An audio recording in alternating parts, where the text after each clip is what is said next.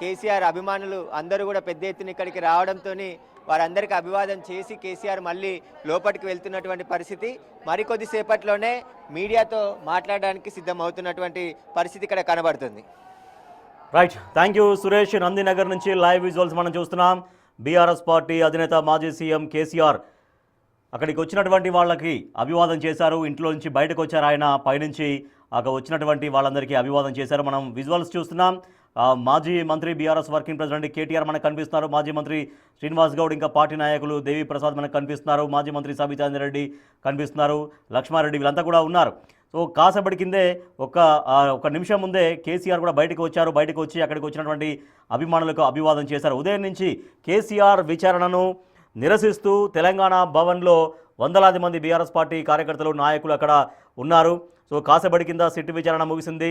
3 గంటల నుంచి రాత్రి 7 గంటల 45 నిమిషాల దాకా, అంటే సుమారు 4 గంటల 45 నిమిషాల పాటు కేసీఆర్ విచారణ కొనసాగింది. సిట్ అధికారులు కాసేపటి కిందే అక్కడి నుంచి వెళ్ళిపోయారు. వెళ్ళిపోయిన తర్వాత తెలంగాణ భవన్లో ఉదయం నుంచి వెయిట్ చేస్తున్నటువంటి మాజీ మంత్రులు, ఎమ్మెల్యేలు, వివిధ హోదాలో ఉన్నటువంటి నాయకులు, తర్వాత కార్యకర్తలు అందరూ కూడా తెలంగాణ భవన్ నుంచి నేరుగా నందినగర్ నివాసానికి చేరుకున్నారు. సో ఇక్కడికి ఒక 2 కిలోమీటర్స్ దూరం మాత్రమే ఉంటుంది.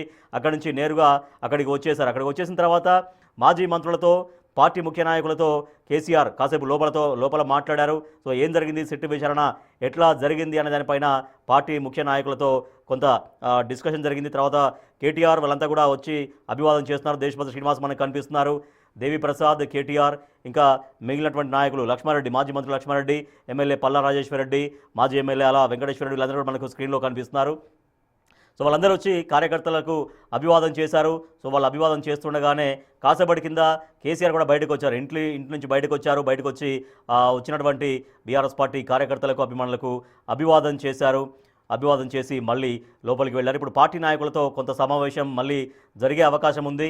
సో అక్కడ విచారణ ఎట్లా సాగింది, ఎన్ని గంటల పాటు ఎటువంటి ప్రశ్నలకు సమాధానం చెప్పారనేది మరి కేసీఆర్ వచ్చి బ్రీఫ్ చేస్తారా, లేదంటే కేటీఆర్ బ్రీఫ్ చేస్తారా, కానీ కొద్దిసేపట్లో మీడియా ముందు బీఆర్ఎస్ పార్టీ అగ్రనాయకులు మాట్లాడేటువంటి అవకాశం ఉంది. ఇవాళ ఉదయం నుంచి ఒక ఉత్కంఠ కొనసాగింది. ఉదయం నుంచి తెలంగాణ భవన్లో బీఆర్ఎస్ పార్టీ శ్రేణులు, కార్యకర్తలు, నాయకులు భారీగా అక్కడికి చేరుకున్నారు. రాష్ట్ర వ్యాప్తంగా బీఆర్ఎస్ పార్టీ శ్రేణులు నిరసనలు చేశారు, ఆందోళనలు చేశారు. ఒక మాజీ ముఖ్యమంత్రిగా ఉన్నటువంటి వ్యక్తిని సరిగ్గా ట్రీట్ చేయట్లేరు, నోటీసులు ఇంటికి గోడకు అంటించిపోవడం ఏంటి అనే దగ్గర స్టార్ట్ అయినటువంటి నిరసన, అసలు నోటీసులు ఎట్లా ఇస్తారు, ఆయన ఎందుకు విచారిస్తారనే దగ్గర కొనసాగింది. నల్ల జెండాలతో నిరసన వ్యక్తం చేశారు. అన్ని జిల్లాల్లో కూడా బీఆర్ఎస్ పార్టీ నాయకత్వం పిలుపు మేరకు బీఆర్ఎస్ పార్టీ నాయకులు, కార్యకర్తలు నిరసనల్లో, ఆందోళనలో పాల్గొన్నారు.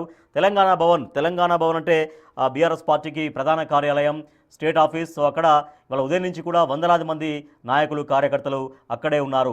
కేసీఆర్ సిట్టు విచారణ కొనసాగుతున్నటువంటి తీరును సమాలోచనలు చేశారు. ఎందుకంటే అక్కడి నుంచి నందినగర్ నివాసానికి ఎవరికి అలౌ లేదు కాబట్టి, పోలీసులు పటిష్ట బందోబస్తు ఏర్పాటు చేశారు కాబట్టి తెలంగాణ భవన్లో ఉన్నారు వాళ్ళంతా.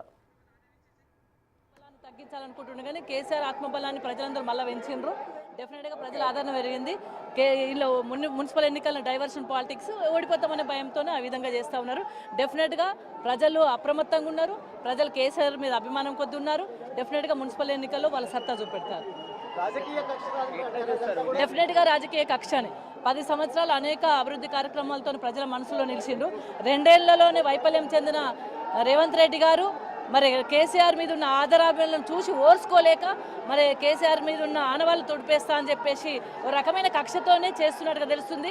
ఎందుకంటే కాళేశ్వరం కమిషన్ అని ఓ డ్రామా, తర్వాత సిట్ అని ఓ డ్రామా, ఇవన్నీ కూడా కేవలం డైవర్షన్ పాలిటిక్స్, పరిపాలన చేతగాక చేస్తున్న కుట్రలు ఇవన్నీ కూడా. అయితే ఒక్కొక్కరుగా బీఆర్ఎస్ పార్టీకి సంబంధించిన మాజీ ఎమ్మెల్యేలు, ముఖ్య కార్యకర్తలు అందరూ కూడా ఇటు కేసీఆర్ నివాసానికి చేరుకోవడం జరిగింది.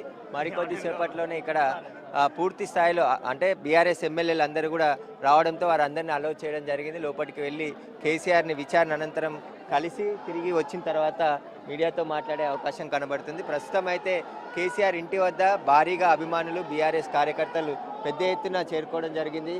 ఉదయం నుంచి కూడా ఎవరిని ఇటువైపు అలో చేయకపోవడంతో కొద్దిసేపటి క్రితం సిట్ అధికారులు వెళ్ళిపోవడంతో ఇటు అభిమానులు కార్యకర్తలు అందరినీ కూడా వదిలడంతో ఇక్కడికి వచ్చి కేసీఆర్ జిందాబాద్ అంటూ కూడా నినాదాలు చేస్తున్నారు. ఉదయం నుంచి కూడా మొత్తం నందినగర్ పరిసర ప్రాంతాల్లో బారికేట్లను ఏర్పాటు చేసి ఇటువైపు ఎవరు రాకుండా అడ్డుకోవడం జరిగింది. కాబట్టి ఇక కేసీఆర్ విచారణ ముగియడంతో సిట్ అధికారులతో పాటు పోలీసులు కూడా ఇక్కడ కార్యకర్తలందరినీ కూడా అలో చేయడంతో పెద్ద ఎత్తున ప్రస్తుతం అయితే ఇక్కడికి చేరుకున్నారు.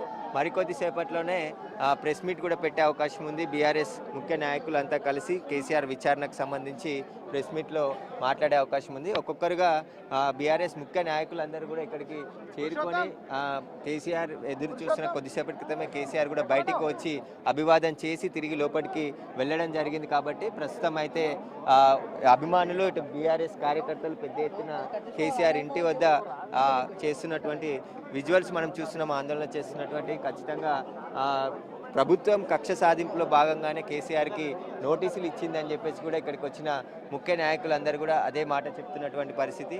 కాబట్టి ఖచ్చితంగా ఎలక్షన్లు ఉన్నాయి కాబట్టి మున్సిపల్ ఎలక్షన్లు వాటిని డైవర్ట్ చేయడం కోసమే ఇదంతా కూడా చేస్తున్నారని చెప్తున్నారు. ఆర్ఎస్ ప్రవీణ్ కూడా రావడం జరిగింది.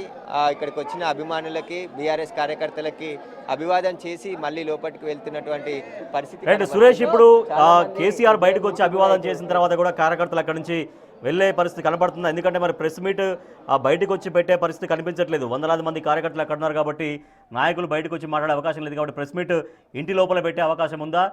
లేదంటే ఇప్పుడు కేసీఆర్ ఇట్లాగ వచ్చి అభివాదం చేశారు కాబట్టి అక్కడి నుంచి వాళ్ళు కార్యకర్తల్ని పంపించేటువంటి యంత్రాంగం ఏమైనా పనిచేస్తోందా? అంటే ప్రస్తుతం భారీగా అభిమానులు చేరుకున్నారు కాబట్టి ఇటు ముఖ్య నాయకులతోని పూర్తిగా కేసీఆర్ లోపల సమావేశం అయినట్టు తెలుస్తుంది. పూర్తిగా దీనికి సంబంధించి మహమూద్ అలీ వచ్చిండు, మాజీ హోంమంత్రి మహమూద్ అలీ ఒకసారి వచ్చిండు. ఇది ఏం లేదు, ఈ పొలిటికల్ రివెంజ్. ఇది ఏం మా మినిస్టర్ ఎందుకు ఇన్వాల్వ్ అవుతున్నారు? పోలీసులో ఫుల్ రెస్పాన్సిబిలిటీ ఉంది ల్యాండ్ ఆర్డర్ కోసం. ఎవరైనా ప్రికాషన్ తీసుకోపోవాలి. పవర్స్ మొత్తం కమిషనర్స్కి ఉంది. మినిస్టర్కి ఇస్తే ఇన్వాల్వ్ అయితే లేదు. ఇది only for political revenge. Phone tapping జరిగింది, అందులో భాగంగానే ఏమైతుంది? ఫోన్ ట్యాపింగ్లో లీడర్కు ఏం సంబంధం ఉంది? ఫోన్ ట్యాపింగ్ పోలీసుకు కావాలి. క్రైమ్ ఎవరు చేస్తారంటే ఇది ఏం లేదు, ఓన్లీ పొలిటికల్ రివెంజ్ ఉంది. చాలా మంది ఇప్పుడు మహమూద్ అలీ రాష్ట్ర హోంమంత్రిగా పనిచేశాడు గతంలో. ఫోన్ ట్యాపింగ్ అనేది పోలీస్ శాఖకు సంబంధించి కేసీఆర్కి ఏం సంబంధం అని చెప్పేసి కూడా పూర్తి స్థాయిలో మాట్లాడుతున్నటువంటి పరిస్థితి.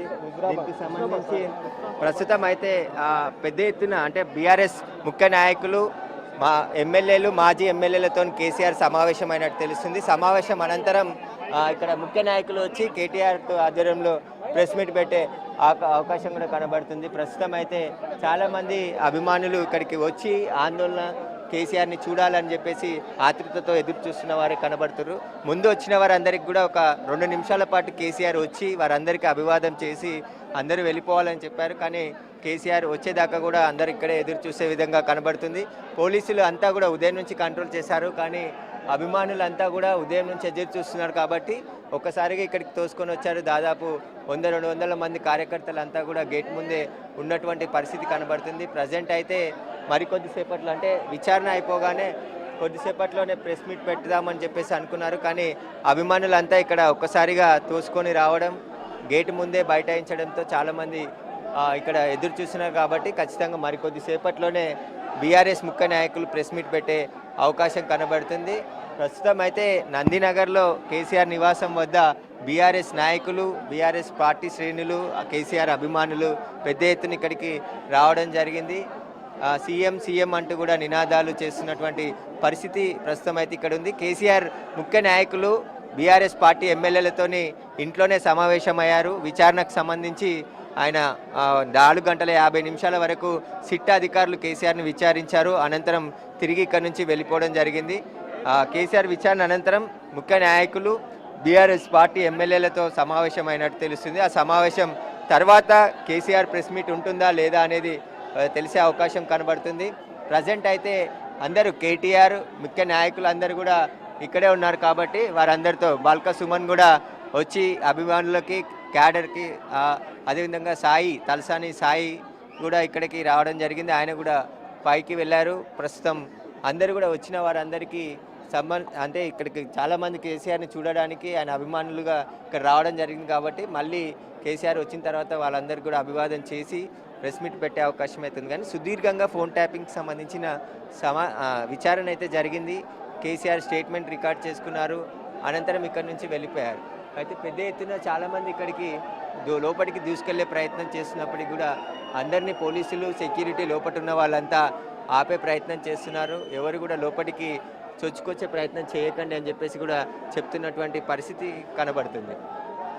Right, thank you Suresh. Nandinagar నుంచి లైవ్ విజువల్స్ మనం చూస్తున్నాం. బీఆర్ఎస్ అధినేత మాజీ సీఎం కేసీఆర్ నివాసానికి భారీ ఎత్తున బీఆర్ఎస్ పార్టీ నాయకులు, కార్యకర్తలు, శ్రేణులు అక్కడికి చేరుకున్నారు.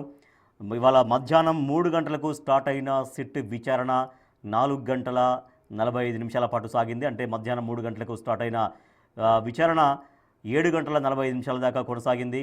సో అప్పుడు తర్వాత సిట్ విచారణ ముగిసిన తర్వాత సిట్ అధికారులు ఇవాళ మధ్యాహ్నం నుంచి కేసీఆర్ను విచారించినటువంటి ఆ వివరాలతో అక్కడి నుంచి వాళ్ళు సిట్ అధికారుల బృందం వెళ్ళిపోయిన తర్వాత తెలంగాణ భవన్లో ఉన్నారు. ఇవాళ ఉదయం నుంచి పార్టీ సీనియర్ నాయకులు, మాజీ మంత్రులు, ఎమ్మెల్యేలందరూ కూడా తెలంగాణ భవన్లో, నందినగర్ నివాసానికి కూతవేటు దూరంలోనే ఉంటుంది తెలంగాణ భవన్, బీఆర్ఎస్ పార్టీ ప్రధాన కార్యాలయం. అక్కడ ఉన్నారు. అక్కడి నుంచి సిట్ అధికారులు వెళ్ళిపోయిన తర్వాత అందరూ ఒక్కొక్కరుగా నాయకులు అక్కడికి చేరుకున్నారు. అక్కడికి చేరుకొని మాజీ సీఎం కేసీఆర్తో కాసేపు మాట్లాడారు, సంఘీభావం ప్రకటించారు. అనంతరం కేటీఆర్ ఇంకా మిగిలినటువంటి ముఖ్య నాయకులందరూ బయటకు వచ్చి అభివాదం చేశారు. అక్కడికి వచ్చినటువంటి నాయకులకు, అక్కడికి వచ్చినటువంటి కార్యకర్తలకు, అభిమానులకు. తర్వాత మాజీ సీఎం కేసీఆర్ కూడా బయటకు వచ్చారు. బయటకు వచ్చి అక్కడికి వచ్చినటువంటి వాళ్ళకి అభివాదం చేశారు. సో మనం చూడొచ్చు, అక్కడ కేసీఆర్ అభివాదం చేస్తున్నటువంటి సమయంలో మాజీ మంత్రులు కేటీఆర్ మనకు కనిపిస్తున్నారు, హరీష్ రావు మనకు కనిపిస్తున్నారు, తర్వాత సునీత లక్ష్మారెడ్డి, శ్రీనివాస్ గౌడ్, సబితా ఇందర్రెడ్డి, పల్లా రాజేశ్వరరెడ్డి, ఆల వెంకటేశ్వరరెడ్డి వీళ్ళంతా మనకు కనిపిస్తున్నారు కేసీఆర్ అభివాదం చేసినటువంటి సమయంలో.